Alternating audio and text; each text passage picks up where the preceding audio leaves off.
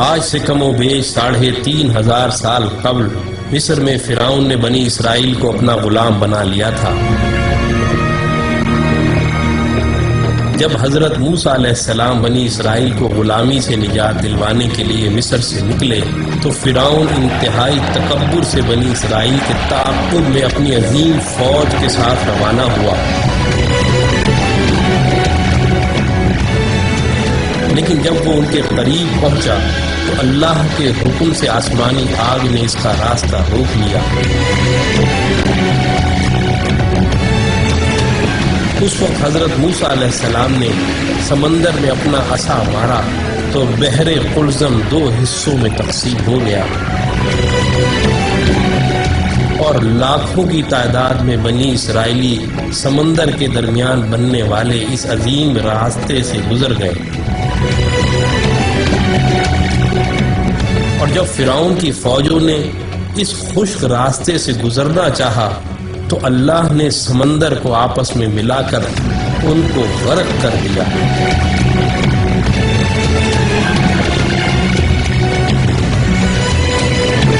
یہودیوں اور عیسائیوں کے عقیدے کے مطابق فرعون کی تمام فوج تو غرق ہو گئی تھی، لیکن فرعون کنارے پر ہونے کی وجہ سے ڈوبنے سے بچ گیا تھا اور بعد میں وہ اپنی طبعی موت مرا تھا۔ 1898 میں مصر کی مشہور کنگز ویلی دریافت ہوئی، جہاں مختلف مقبروں میں فرعون سمیت دیگر کئی بادشاہوں کی حنوط شدہ لاشیں دریافت ہوئیں۔ اس دریافت کے 83 سال بعد 1981 میں جب فرعون کی ممی خراب ہونے لگی تو اس وقت کی مصری حکومت نے فرانس سے درخواست کی کہ وہ فرعون کی ممی کو نہ صرف خراب ہونے سے محفوظ کرے بلکہ اس کی موت کی اصل وجہ بھی معلوم کرے۔ جب فرعون کی ممی کو ایئرپورٹ پر لایا گیا تو فرانسیسی صدر مترا سمیت تمام وزراء، افواج کے کمانڈروں اور فوجی دستوں نے فرعون کی ممی کو اس طرح سلامی دی جیسے ایک عظیم بادشاہ کو دی جاتی ہے۔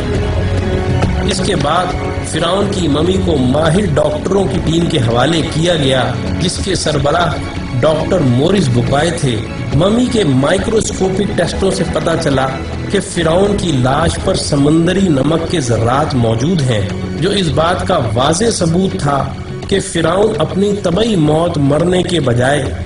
سمندر میں ڈوب کر مرا تھا، جس کے فوراً بعد اس کی لاش کو سمندر سے نکال کر حنوط کر دیا گیا تھا۔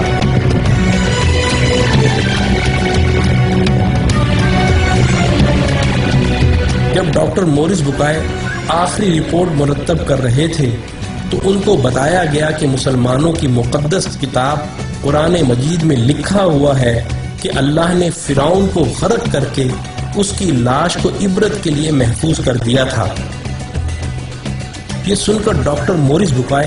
اس قدر حیران ہوئے کہ حقیقت حال جاننے کے لیے مصر روانہ ہو گئے۔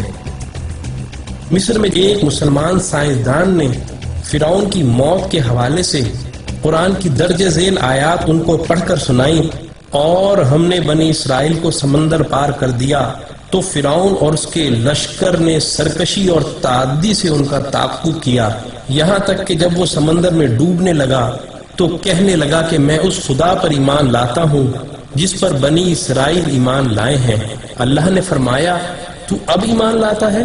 حالانکہ تو پہلے نافرمانی کرتا رہا اور مفسد بنا رہا، تو آج ہم تیرے بدن کو سمندر سے نکال کر محفوظ کر لیں گے تاکہ تو بعد کے لوگوں کے لیے عبرت بن جائے۔ ان آیات کو سن کر انتہائی حیرت کے عالم میں ڈاکٹر مورس بکائے کہنے لگے، قرآن کا نزول فرعون کی موت کے 2000 سال بعد ہوا، اور اس وقت اور آج تک کوئی فرعون کی ممی کے بارے میں نہیں جانتا تھا، لیکن قرآن نے اس کے بارے میں جو پیشن گوئی کی تھی وہ آج نزول قرآن کے 1400 سال بعد فرانس میں ممی کے مائکروسکوپک ٹیسٹوں سے سچ ثابت ہو گئی ہے۔ تو بھائیو، ایسا قرآن کسی انسان کا کلام تو ہو ہی نہیں سکتا۔ یقیناً یہ اللہ کا کلام ہے۔ یہ کہہ کر انہوں نے بھرے مجمع میں کلمہ پڑھ کر اپنے مسلمان ہونے کا اعلان کیا۔ یہی وہ ڈاکٹر مورس بکائے ہیں جن کی مشہور زمانہ کتاب